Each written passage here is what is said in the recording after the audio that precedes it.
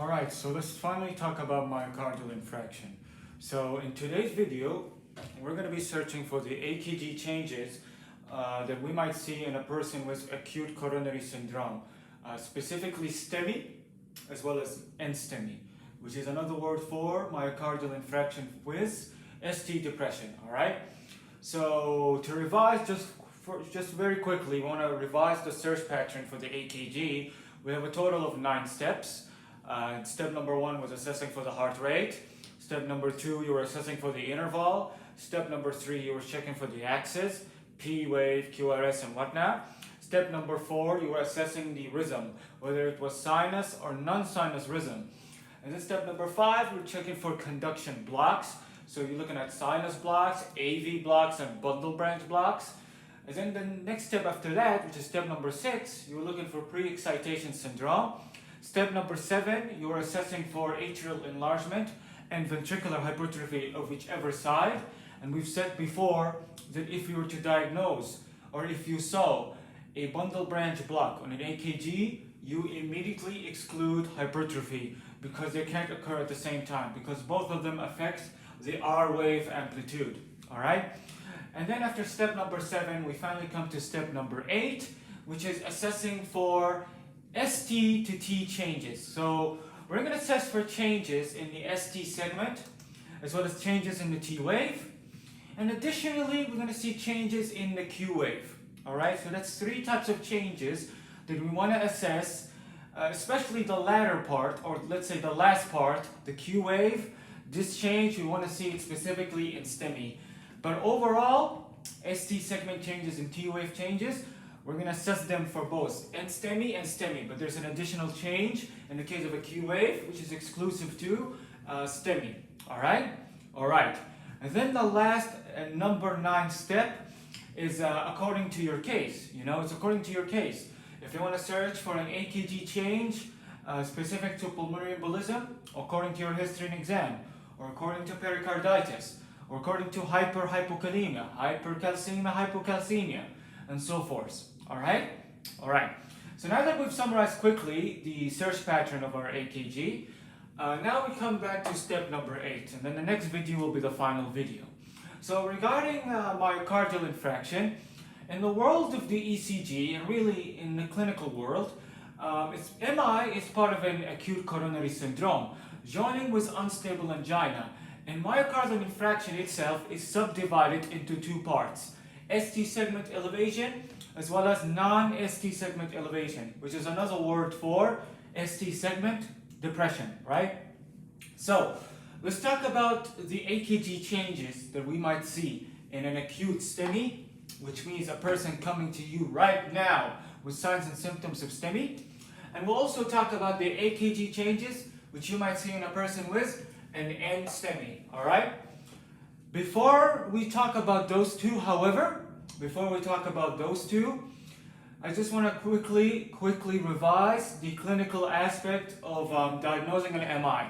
So just so you know, as we've talked about in our very first video, the EKG is a tool. It is a tool that's meant to help you confirm your diagnosis. The EKG is just a part of your investigation. It's not there to make your diagnosis. It's there to confirm your diagnosis.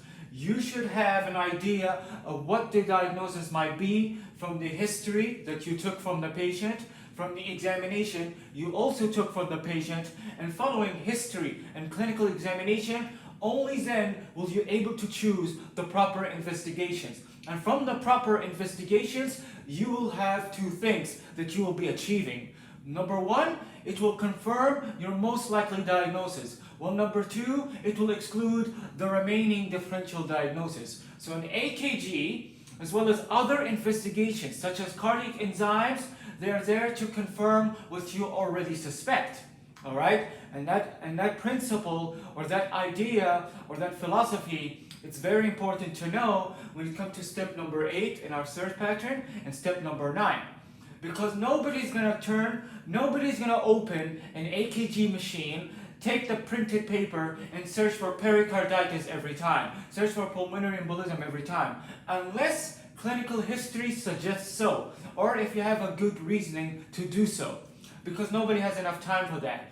That's why, especially in the ER, there's no resident, there's no consultant that diagnoses MI from an EKG immediately unless he knows the clinical history. Hence why people like ER attendings and people like ER residents and cardiologists, they're able to diagnose it very, very fast because they know the clinical context behind it. The same idea that I just mentioned just before, what I just said just now, it applies to any other investigation. It applies to chest X-ray, it applies to ultrasound, it applies to any other investigations, all right? So now that we've got that out of the way, we know that to diagnose an MI truly, you need history, exam, investigations. And the investigations, there are two specifically. One of them is the EKG, and the other are cardiac enzymes. You assess the cardiac enzymes that are coming from the heart. And why they're important in diagnosing an MI is because if you can imagine it, we have a drawing of the heart. And let's assume this is a drawing of the heart in which we did a zoom in the inner layer of the heart, which is the endocardium. And if you can recall from previous years, you know the heart is composed of three layers: pericardium, myocardium, and then the inner layer, which is the endocardium. So I did a zoom in on the endocardium of the heart. And what we can see here is that in the red color, part of the wall of the endocardium has underwent infraction. Infraction means necrosis. It means dead tissue. Infraction does not mean the same as ischemia. Ischemia is a tissue that's still alive. It's still viable. However, it's hypoxic. And if it's hypoxic for a prolonged period of time, it will lead to infraction. So this red color represents a necrotic tissue, a dead tissue, due to prolonged ischemia or prolonged hypoxia. Why is there in a case of MI? Maybe atherosclerosis along with a thrombus completely occluding the coronary artery, all right?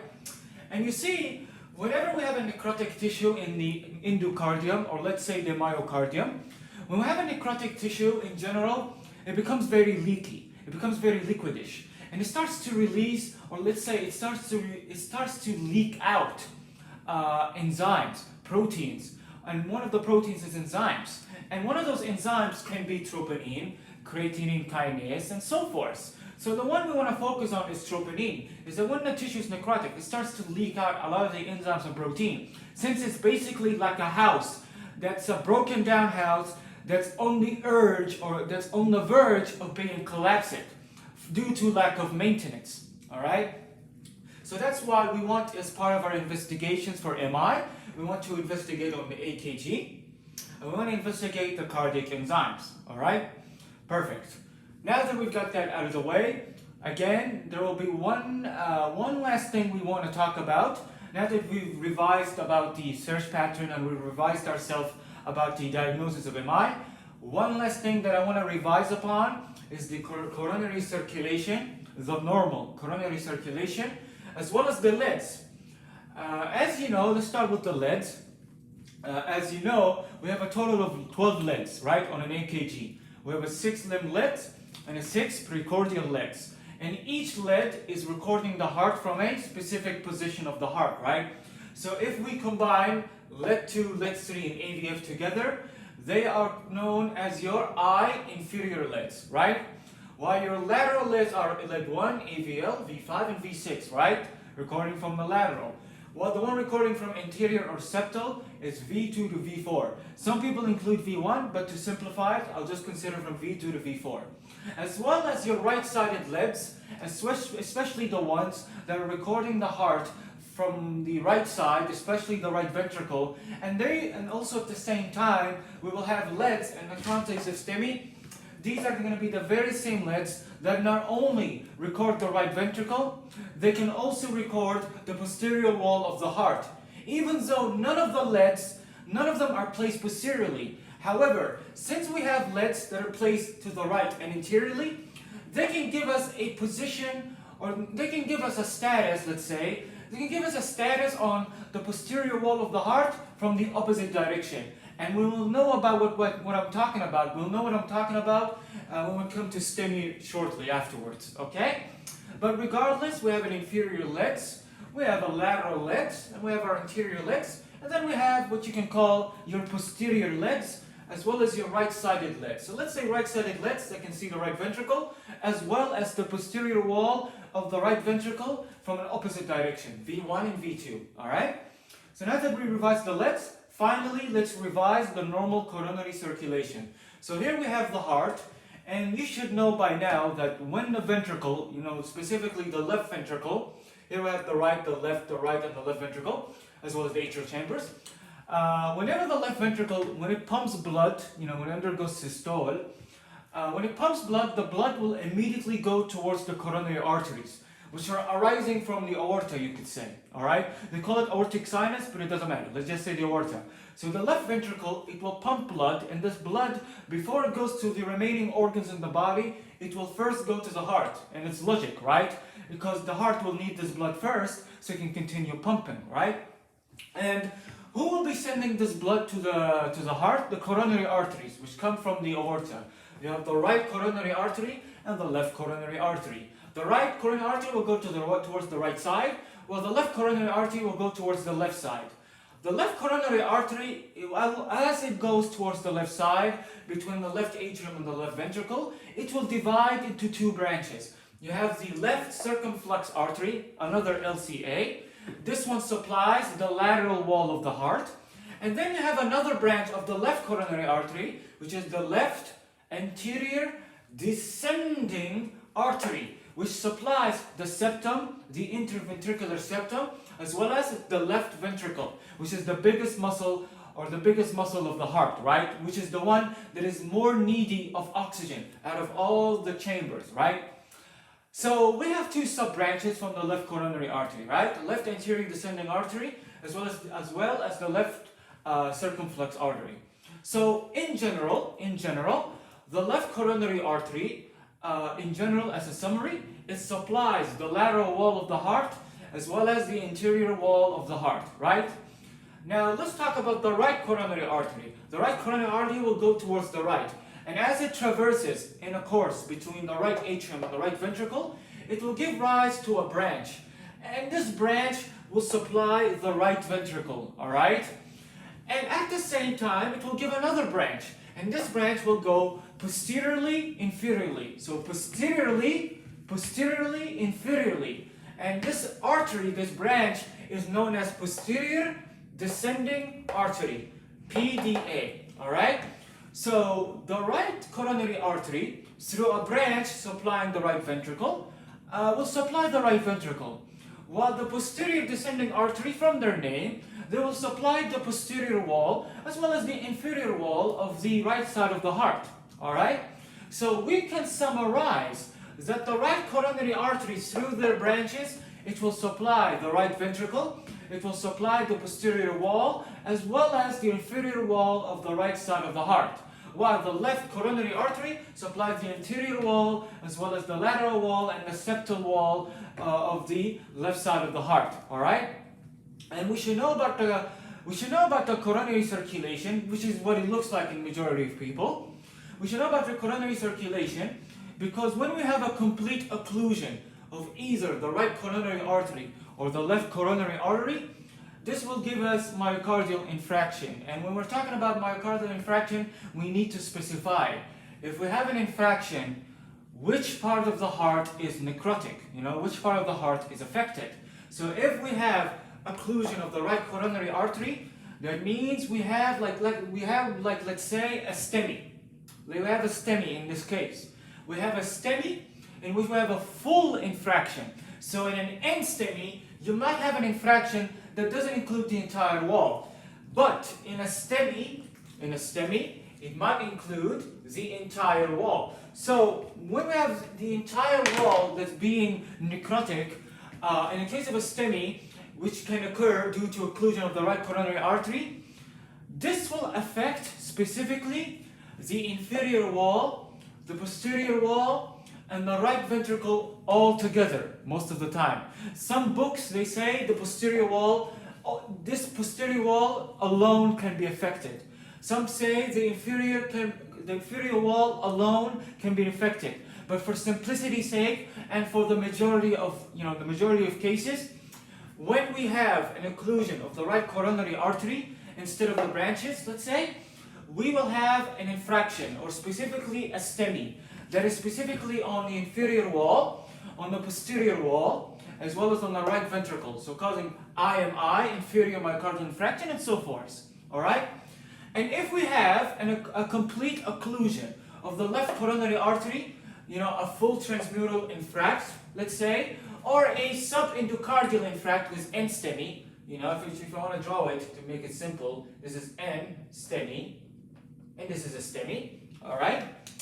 When we have an occlusion of the left coronary artery, then this will give us a rise of lateral wall myocardial infarction, or let's say a STEMI or an NSTEMI, doesn't matter. Let's say a STEMI most of the time, a STEMI that is on the lateral wall, which is lateral myocardial infarction, or a STEMI on the interior wall, or septal. They call it interior myocardial infarction. So, myocardial infarction, when we want to confirm myocardial infarction, we need to know which part of the heart is affected. If it's the interior wall or the lateral wall, then that means the left coronary artery is occluded, or one of its branches, alright, specifically. And if we have an inferior myocardial infarction, or posterior myocardial infarction, or right ventricular infarction, and let's say all of them together, then that means an occlusion in the right coronary artery. And if you want to exclude, or if you want to isolate posterior myocardial infarction, it could be due to posterior descending artery with IMI. Regardless, to simplify it, you'll see occlusion in either coronary arteries, the right or the left one. Mumtaz?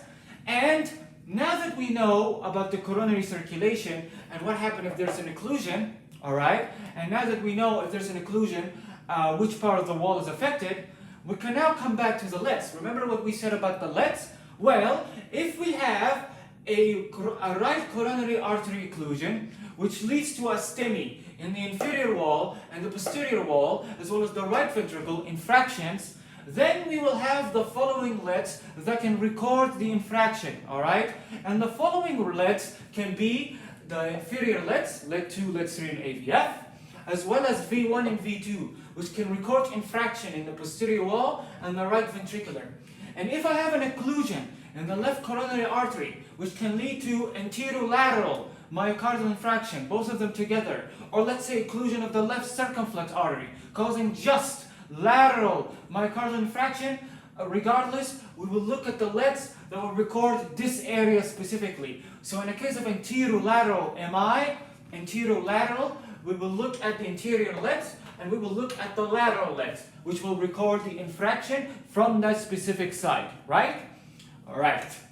Now that we finished about all of that, one more thing I just want to mention, just one more thing, because everything is important that I'm mentioning so far, to understand everything and making it so easy. Now, let's remove the NSTEMI right here, alright? Now, just a very simple concept. There's something known as reciprocal, alright? There is something known as reciprocal change, and we talked about that in a previous video known as bundle branch block. How if you have an R wave that's tall in one lead, overlying one side, then the other lead overlying the opposite side will show a negative deflection, right? So this can be an R wave that's very tall, while the other lead may show a very deep S wave. We talked about reciprocal change in the bundle branch block, right? The same idea from before, right? Now, in the case of a STEMI, it is the same concept, but there's different parameters, alright? You see, instead of comparing the R wave and the S wave, where one lead will show a very tall R wave and the other will show a very tall S wave that's for the opposite direction. So one will show a very positive deflection and the other will show a very negative deflection. Instead of comparing between the R wave and the S wave like in bundle branch block, in the case of a STEMI, in the case of specifically a STEMI, we're going to compare between ST segment elevation as well as ST segment depression, alright? So I want to see, for example, one lead that shows ST segment elevation. For example, the inferior lead. So if lead 2 shows me ST segment elevation from the inferior wall, then if I look at another lead showing me the opposite side of the inferior wall, which is the anterior wall. So if I see lead 2 showing me ST segment elevation, then I can look at lead V2, or let's say lead V2. Lead V2 overlying the anterior wall, which is the opposite direction of the inferior wall. So if I look at ST segment elevation in lead 2, then when I look at lead V2, it will show me a reciprocal ST depression, like a reflection. That's the opposite way. Alright? So this is a reciprocal change. The same concept as before, but instead of comparing between R wave and S wave, we're comparing between ST segment, elevation and depression. Alright? And just like in bundle branch block from before, like we said, if we have an R wave that's tall, that is the main problem. While a reciprocal S wave, that's just a reflection of the problem. And the same idea was here. So if you see an ST segment elevation, that's the main problem. While ST segment depression from another lead, that's just a reflection. It's reciprocating the main issue. So if I see in lead 2 and lead 3, let's say lead 2 and lead 3, both of them show ST segment elevation, and I see ST segment depression at the same time in V3 and V4, then I have a myocardial infarction. Is it ST elevation or ST depression? The answer is ST segment elevation myocardial infarction. That's the answer. That is the main issue, that in which we have an inferior myocardial infarction with a reciprocating change in the anterior lead. Alright? I want you to understand this concept because everything I mentioned about reciprocal change, about the leads, about coronary circulation, about how MI is diagnosed clinically, history, exam, and investigations.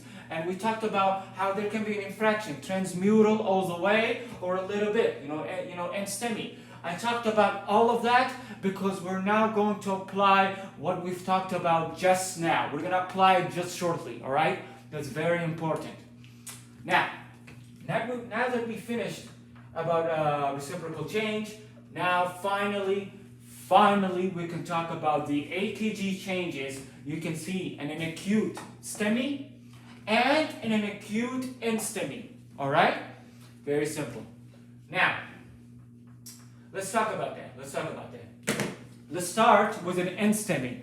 Now, as you know, NSTEMI, that means you have an ST segment depression with symmetric T-wave inversion. If you remember from previous video about hypertrophy, we can have a ST segment depression, but with asymmetric T-wave inversion. That means the T-wave inversion, you can see it independently. You don't see the ST segment as being depressed, joining with the T-wave, giving you a single wave, like almost, right? So, because if you see, the reason we should know about symmetric and asymmetric is because if you see an ST segment depression with a symmetric T-wave inversion, that reflects cardiac ischemia, that reflects an NSTEMI, and that can differentiate the NSTEMI from secondary repolarization of normality, which you've seen in bundle branch block and in right and left ventricular hypertrophy, okay? So this is what NSTEMI is on an EKG. It will give you different forms. It will give you an ST segment depression that's downslope, an ST segment depression that could be upslope, or it could be horizontal, alright? Now, to diagnose an ST segment depression is very easy. As you know, the normal EKG should show an ST segment that's flat. It shouldn't be elevated nor depressed. So, if I want to know whether the ST segment is depressed or elevated, I need a baseline. I need to compare it with another flat line. So, if this is the ST segment, in order to know this is normal or not, I need to compare it with another flat line next to it. And that flat line is the PR interval. I need to compare it with the PR interval, whether this one is truly elevated or depressed regarding the ST segment, alright? Some people, they use the TP segment, TP, which means from the beginning of the P wave all the way to T, from before. Some people use that as your baseline, TP segment. Some people use the J point, which is the connection, this connection right here, between the ST segment and the S wave. Some people use that as their baseline.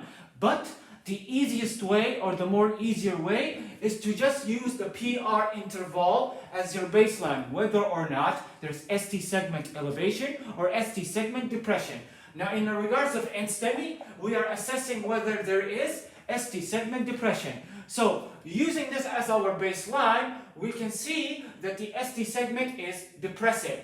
And specifically, 1 millimeter or more downwards, all right? So 1 small square or more downwards, all right? That's how you diagnose an NSTEMI, accompanied with N-symmetric T-wave inversion, all right? All right? That's pretty much it. Now, there's just one issue. Yani, you know, NSTEMI, it's very easy to diagnose, right? Just find an ST depression with symmetric T-wave inversion. And just so you know, this is diffuse. You know, it's not specific to a specific site of the heart. And NSTEMI can be everywhere. Just keep that in mind. So you will search all of the leads. So we come to a problem, by the way. We come to a problem, and it's not the fact that it's diffuse. It's not the fact that it's localized to us. It's not localized to a specific lead. No, the problem with diagnosing an NSTEMI on an EKG, you know, confirming it. The problem with confirming a diagnosis for NSTEMI isn't the fact that you can see these changes all over the leads. That's meaning not being localized to the lead. That's not the problem. The problem is that there are many other conditions that show the same issue. There are many other conditions as differential diagnosis that can show an ST segment depression with T-wave inversion, such as unstable angina, such as stable angina, such as secondary repolarization abnormality if someone is confused, such as hypokalemia. So the question is, Nawaf, how can I differentiate especially unstable angina from an NSTEMI from an EKG? The way to differentiate between the two is your other investigation. Cardiac enzymes. Just use cardiac enzymes. If you see elevated troponin levels, this suggests infraction. So this is NSTEMI. While in unstable angina, stable angina, hypokalemia, the troponin levels are N being normal. Alright? So that's how you differentiate between the two. And that's why I told you, MI is not diagnosed from EKG. EKG is there to confirm your diagnosis, nothing more. Alright? It's there to support your diagnosis. So that's how you solve the issue. And also one more differential diagnosis that we want to keep in mind, and this differential diagnosis will lead us directly to STEMI. There's just one more differential diagnosis that may give you ST segment depression with a T-wave inversion. And you know what that is? You know what we just talked about earlier? You know that differential diagnosis? That is reciprocal MI change. So remember what we said about reciprocal change, especially with STEMIs? You know, we remember what we just said about that earlier? Well, if you see an ST segment depression with a T-wave inversion, one of the differential diagnoses, and to be honest, is one of the things you should keep in your mind, is that this could be a reciprocal change of an acute STEMI in a specific wall. So you might have an inferior, STEMI, an inferior wall STEMI, that's showing a reciprocal change in the interior wall. So this is not an NSTEMI. This is actually a STEMI with a reciprocal change. So that's another differential diagnosis. And this one, you'll be able to differentiate whether this is a true NSTEMI or a STEMI by looking for ST segment elevation. You have to look for ST segment elevations, nothing more. All right? And talking about ST segment elevation, we'll now talk about acute STEMI. All right? But for now, we finished with the NSTEMI part, which is a subtype of MI. We talked about how it looks on an EKG. We talked about how there's differential diagnosis and how you can differentiate. And we talked about another important differential diagnosis is that this could be simply a reciprocal change of a STEMI, not an NSTEMI. And the way to differentiate between the two is by looking for ST segment elevation or other changes on an EKG that is suggestive of a STEMI, which we will come to shortly. Alright? Alright, we finished with that. Easy? Easy. Now let's talk about STEMI and finish our video. So, as part of step number 8 in our search pattern, we finished with searching for NSTEMI.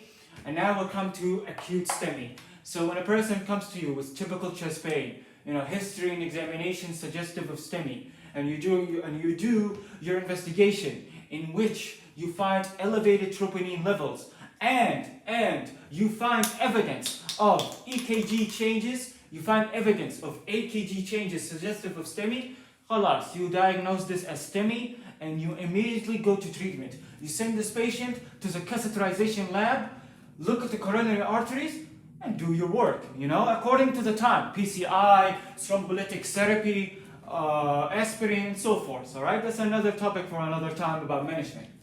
So this is about the meaning of acute STEMI: history and exam, investigation, and go to management by sending this patient to the catheterization lab if applicable, if necessary. Not necessary, absolutely necessary, unless in very specific cases. All right. So this is regarding acute STEMI, where you have an elevated troponin levels with AKG changes. All right, and that's what we're going to be talking about, with AKG changes that occur with time. So what that means is when a person has an ST segment elevation myocardial infarction, when a person has a STEMI, this patient may not present to you with ST segment elevation. Not every STEMI will present with ST segment elevation. This is according to the time, or according to the onset of the symptoms. So maybe within the first hour, the patient will present to you with T-wave changes. All right, he may present to you with a change in the T-wave. Then a couple of few minutes or a couple of few hours later, this patient may present to you with ST segment elevation. Then a couple of few hours later, this ST segment may return to the baseline, and you're left with a very specific change in the Q wave. So what you need to know is that myocardial infarction, regarding STEMI, regarding ST elevation myocardial infarction, ST segment elevation is not the only sign. ST segment elevation is not the only AKG change that might occur. It is according with time, you might find two additional findings, and that are T-wave changes in order. Number one, T-wave changes. Number two, according to the time, ST segment changes. And then number three, and the final one, Q-wave changes. They are in order, 1, 2, 3, according to the time, according to the onset, from the beginning of onset, and then following gradually progression-wise, with more time, they will go from T-wave to ST segment to Q-wave changes. And also, what you need to know is that besides the fact that STEMI might come to you with a lot of these changes, not just ST segment, with the addition of these two-wave changes, what you also need to know is that sometimes they can be combined. And sometimes there will be a mix. يعني مثلا, a person with an acute STEMI, he may present to you with a Q wave early on. A person with an ST segment elevation, isolated, nothing else. Some people may come to you with T-wave inversion. Some people may have T-wave inversion and a Q wave and an ST segment and a T-wave. So in a case of an acute STEMI, you should be aware that not every case presents to you with ST segment elevation. There can be no ST segment elevation, but there's a Q wave change. There's a T wave change, or maybe there's just only T wave or just only Q wave. So what you need to also know is that there is a number of possibilities. All right, there's a number of possibilities, a number of combinations that can occur, but it doesn't extend beyond 3. So you can have a bunch of combinations, but they don't extend beyond those 3. And for the sake of our video, we will talk about them in order. We'll talk about from the start, from the beginning of an acute STEMI, we'll talk about them in order. 1, 2, 3. From the onset, from the beginning, with T-wave change, followed by ST segment change, followed by the final stage, which is a Q wave, all right? So all in all, we're going to now talk about each one, which are termed as the evolving AKG changes of an acute STEMI with time. Khalas? Logic? It's logic. Inshallah, yani. All right. So let's talk about the first stage. All right. Let's talk about the initial change. So within the beginning of an acute STEMI, within a few hours or within the first hour, in lead 2, for example, let's take lead 2. In lead 2, it might show me a PQRST. However, you will see that there's the presence of a tall T wave or a hyperacute T wave. All right? So the initial sign is that there can be a hyperacute T wave, in which it is bigger. Yani it's just as big as the R wave amplitude, if not bigger than the R wave amplitude. So if you count the number of small squares and it's more than one, so let's say it's 1, 2, 3, for example, then we have a hyperacute T wave. And you can diagnose it from your eyes even, where if you see the amplitude of this T wave, it is just as big as the R wave. If not bigger, then this is hyperacute T wave. And you should know that hyperacute T wave, it reflects ischemia, all right? Or in general, T wave changes, hyperacute or inversion, they reflect ischemia. So you can think of it as logic. When we have an occlusion of the coronary artery, what first occurs? Infraction with ischemia. No, ischemia occurs first. So a sign of ischemia on an EKG is hyperacute T wave. Then a couple of hours later, or a couple of few minutes, let's say a couple of few minutes for simplicity, a couple of few minutes, this hyperacute T wave will be inverted.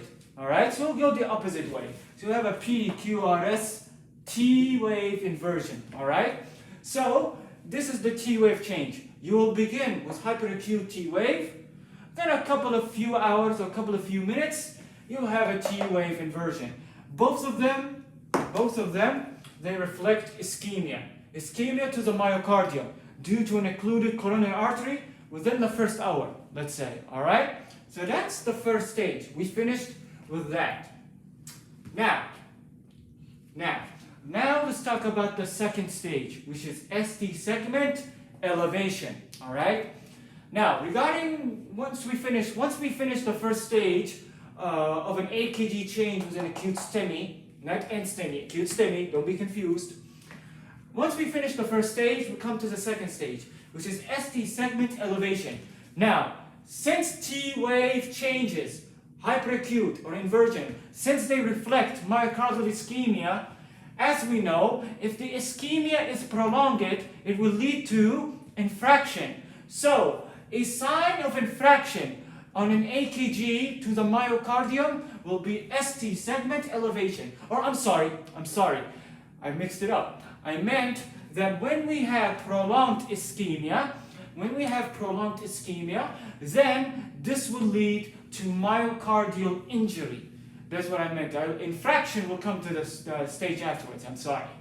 But to recall, to clear it up, when ischemia is a little bit prolonged, this will lead to myocardial injury. Injury to the myocardium, hypoxic injury. And a sign of myocardial injury due to hypoxia, due to ischemia, is ST segment elevation. And that is the sign of it. That is what is reflecting upon on an EKG. Now, we have a total of 5 criteria just for ST segment elevation. We have a total of 5 criteria that I made it up. Or no, it's from a book, but I also made it up in order so that you can be 100% sure of 2 things. Number 1, there is an ST segment elevation. And number 2, you can be sure that it's a ST segment elevation from a myocardial infraction and not from other conditions that can also cause ST segment elevation, like variant angina. All right? So we have a total of 5 criteria to achieve those 2 goals, just for ST segment elevation, which we've said before reflects myocardial injury from ischemia. All right? So now let's talk about the second stage of an EKG change with an acute STEMI. So the first criteria is that if you see an ST segment elevation, like in this one, if you see an ST segment elevation, use the PR interval as your baseline, as we've discussed before. Then number 2, count the number of small squares. If you see 1 millimeter or more in the limblets, so all of the 6 limblets, if you have 1 small square or more in the limblets regarding ST segment, then this is ST segment elevation. And regarding the pericardial lets, if there is more than 2 millimeter, so more than 2 small squares, so let's say 3 and above, then this confirms ST segment elevation in V1 to V6. So ST segment elevation is confirmed if it's more than 2 millimeter for the precordial leads. And if you see 1 millimeter or more of an ST segment elevation in the limblets, this also confirmed ST segment elevation. Easy? Easy.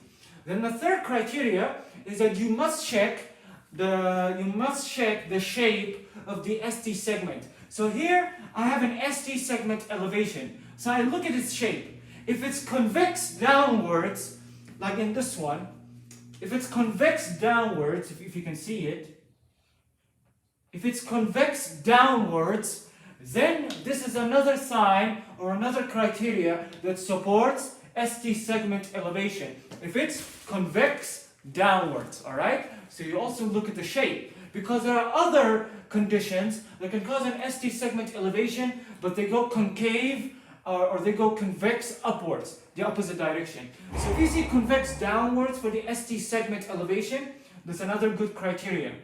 Then step number 4, and if you haven't realized, I'm going in order. So you should know these in order to simplify it. So when we finish step number 3, we come to step number 4.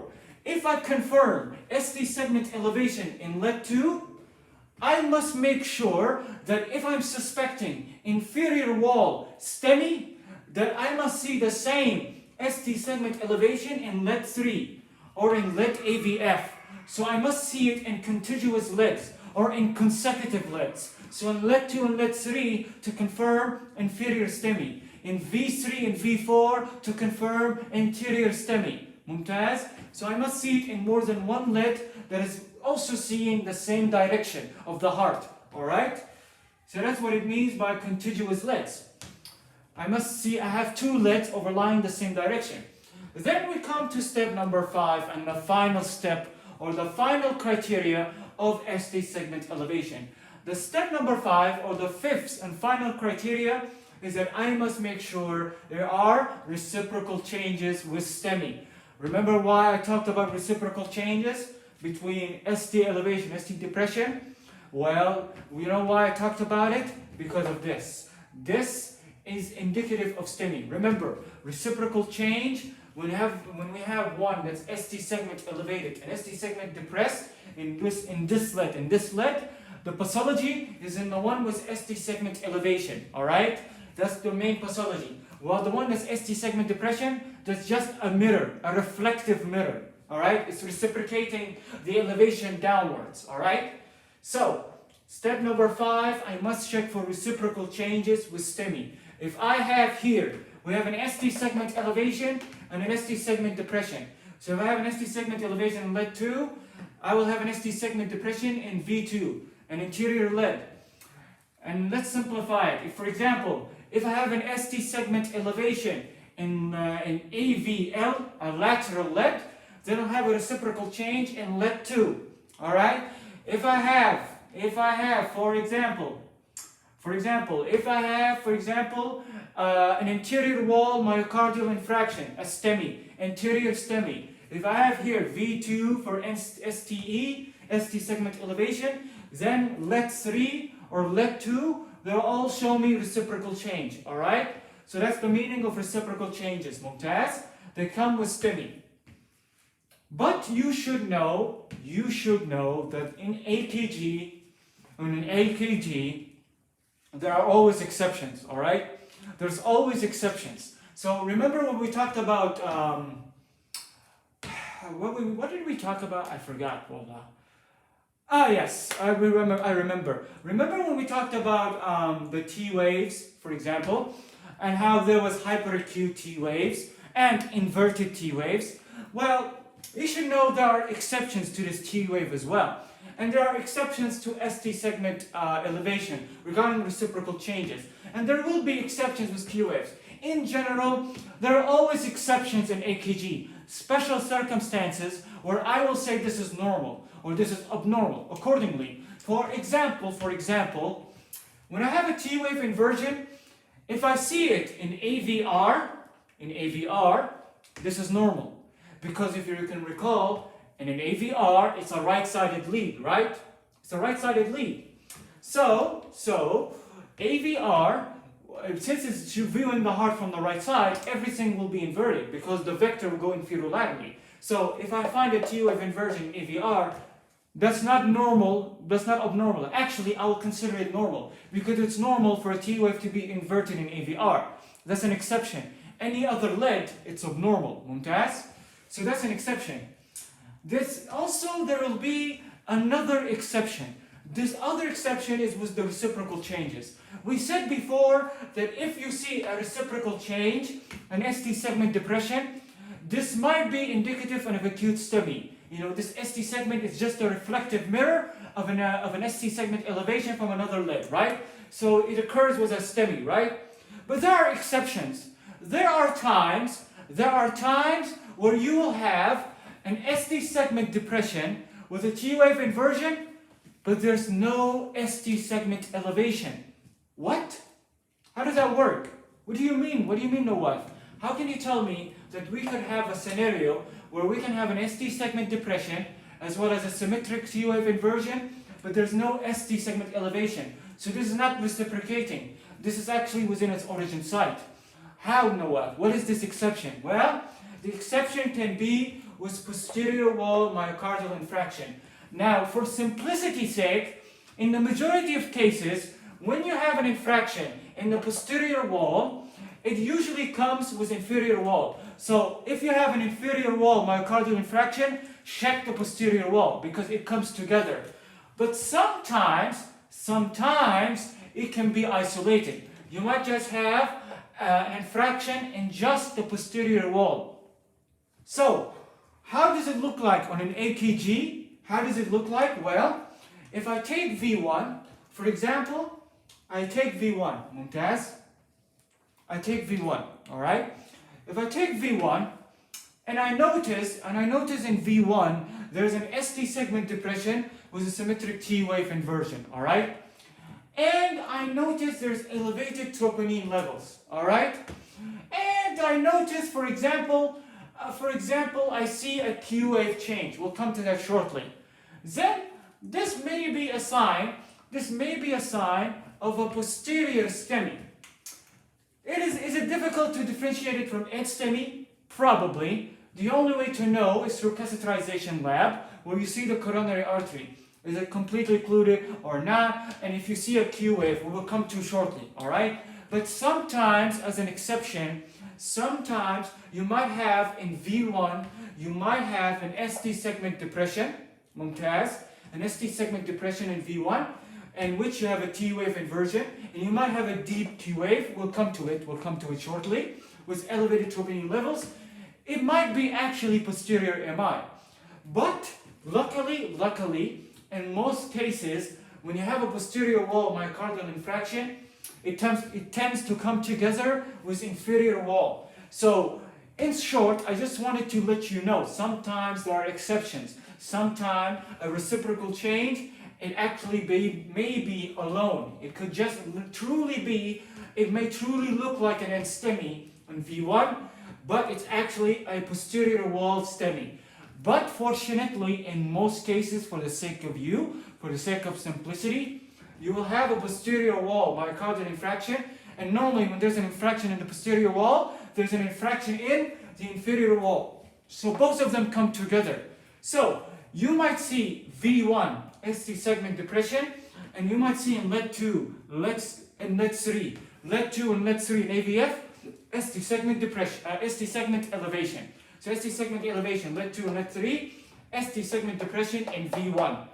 Of course, this is not necessarily, it's a reciprocating change, and never mind. I was about to go in another whole topic, no worries. But in general, regarding posterior wall myocardial infraction, just for simplicity's sake, I just wanted to remind you there might be exceptions. It might be alone, but in most cases, you will find inferior wall together with posterior wall myocardial infraction. So an ST segment elevation in lead 2 and lead 3, as well as ST segment depression in V1. And if you can't recall why does V1 show an ST segment depression? And this is indicative of a posterior wall. Well, if you notice, none of the leads are seeing the heart posteriorly, like directly. We don't have a lead that's directly placed on the posterior wall. So we rely on a lead that's placed to the right and anteriorly that will show us an infraction. It will show us an infraction from the opposite way. So to simplify it, if you have an infraction and it's towards, for example, a positive electrode, you have an infraction that's towards a positive electrode, it will show you ST segment elevation. But if you have an ST segment, or let's say we have an infraction that is away from a positive electrode, all right? That's away from it. And it's away from it, this will show us ST segment depression. So it's kind of like a similar concept.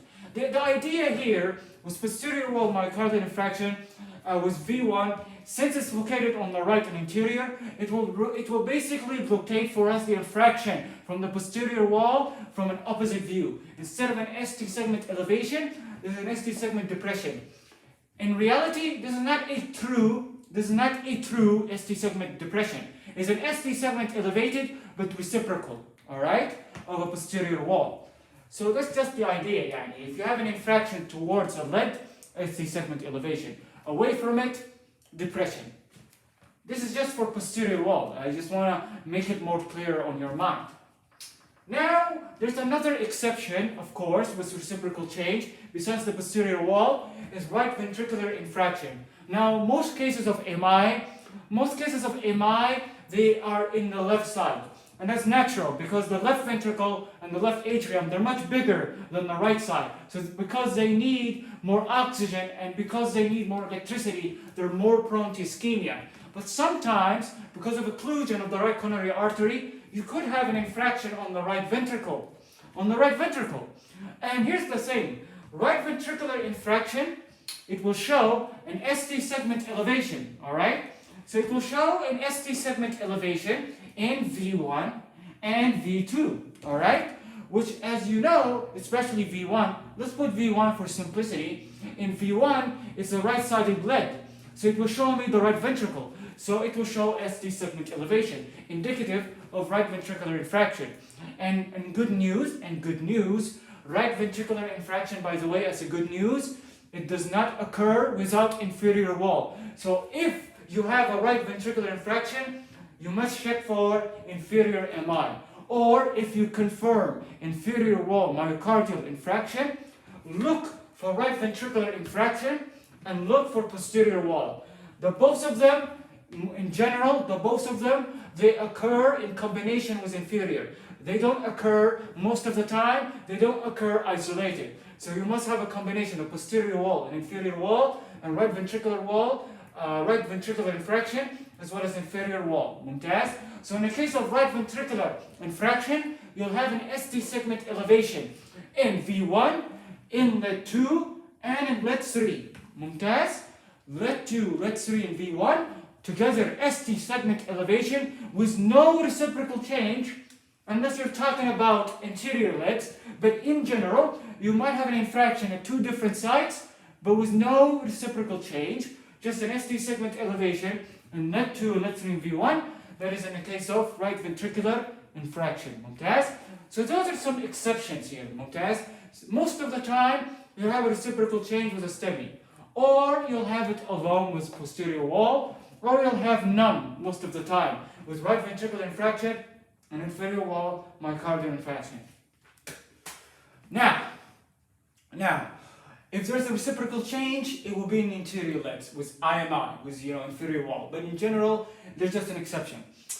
So we finally finished with the criteria of our ST segment elevation, all right? So in the second stage, this is a couple of few hours following T wave, which was reflecting ischemia. After a couple of few hours, this will lead to injury to the myocardium. So to assess for ST segment elevation, use the PR interval as your baseline, count the number of squares and limb bleed or precordial leads. Look at the shape, convex downwards or not for ST segment elevation. See if it's present in more than one lead and look for reciprocal changes, all right? It could be with a STEMI or it could be alone, or it could be none. Let's say in most cases with right ventricular infraction with IMI. And just for simplicity's sake,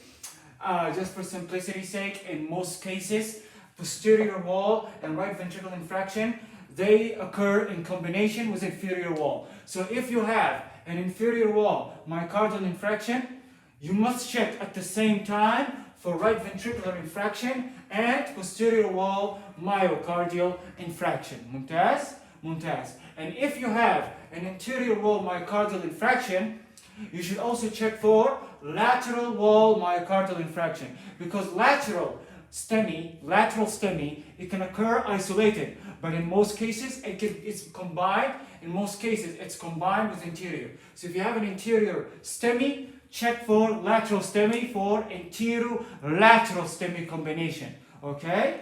Okay.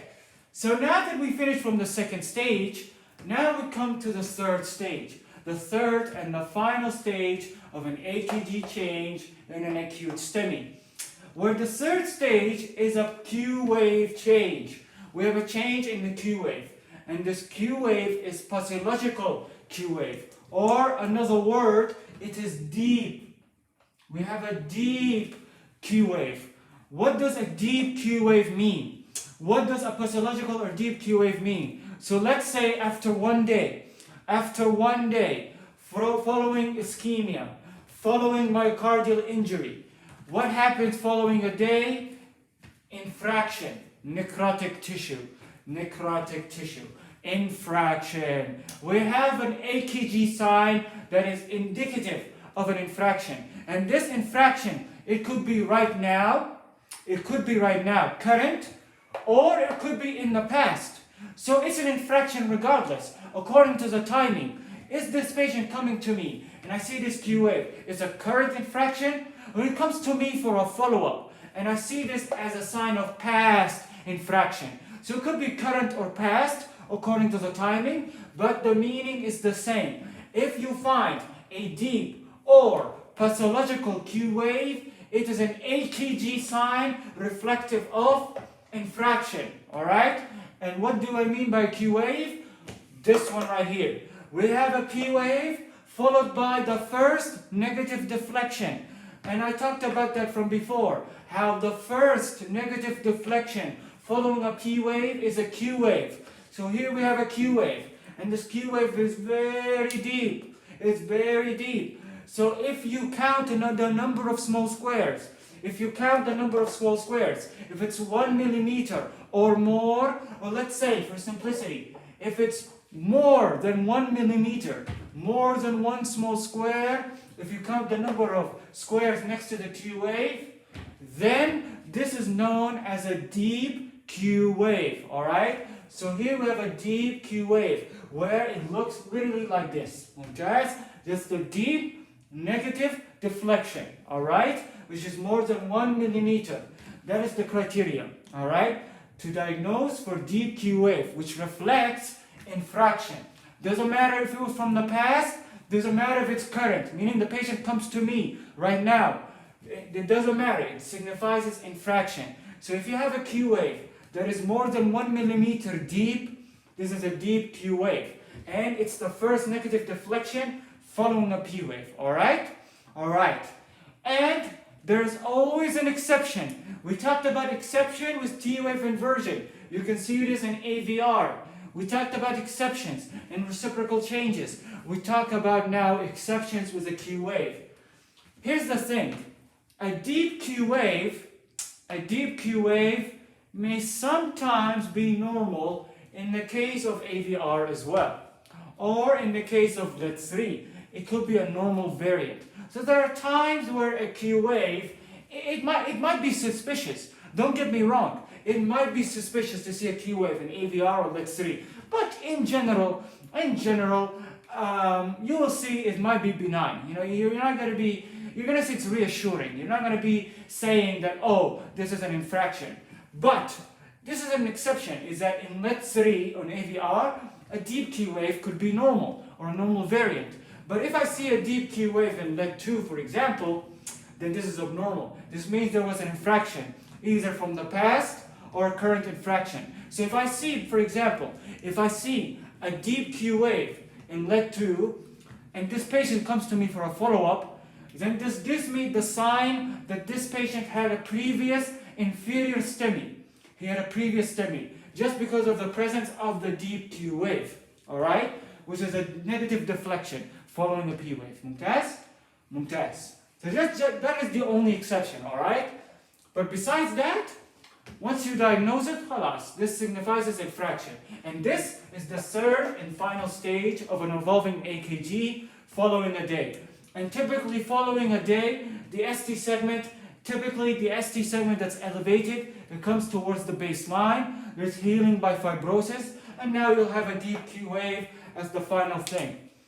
Now, I simplified it, all right? I simplified it. And what I mean by simplified it, I mean that when we look at the stages, the first, the second, the third stage of an AKG change of an acute STEMI, I simplified it by saying that, hyperacute T wave will occur first, then T wave inversion, then ST segment elevation, and then a deep Q wave, and how this one occurs separately.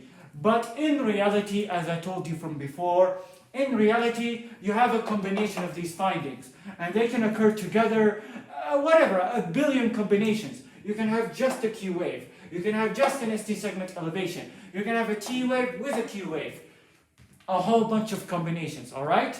So that's just in reality. But for simplicity, we divided them into 3 stages according to the time. So the final stage, the final AKG change, is a deep Q wave regarding acute STEMI. All right? All right. So to summarize the AKG findings of an acute STEMI that is localized to a specific lead or leads, we have a deep Q wave, we have an ST segment elevation with these criteria, and we have an inverted T wave or symmetric T wave inversion. These changes together summarize the AKG changes of an acute STEMI. And now at this point, we just want to know if this is a STEMI, is it inferior wall, well, a posterior wall STEMI, or not posterior wall, is it an inferior wall STEMI, or is it a right ventricular infraction, an interior wall STEMI, a lateral wall, a combination? Who knows, all right? Who knows? And of course, when we have an acute STEMI, we will have a reciprocal change, all right? With some exceptions, but most of the time, there will be a reciprocal change, all right? So, like for example, like we said about posterior wall, we talked about posterior wall, it could show an ST segment depression in V1, while inferior wall myocardial infraction at the same time. So this one could suggest for me an infraction in both walls, all right? That's pretty much it. We finally finished talking about myocardial infraction. And now, you can go up on any internet, and I might have a bonus video where you can test yourself. You can look up AKG cases, and now you can test yourself on STEMI. How can I know this is STEMI? How can I know this is NSTEMI? And if this is STEMI, is it inferior wall, posterior wall, or is it something else? All right. So that's pretty much it. We talked about the AKG changes of the acute STEMI, the 3 types, or the 3 changes. And we talked about the NSTEMI and their differential diagnosis. And now that we finished step number 8, the next video will be the final video where we talk about step number 9, where we assess for other disorders that can cause a change in the AKG. This is according to the case. This is according to the history and examination, like pericarditis, pulmonary embolism, and so forth. All right? That's very much it.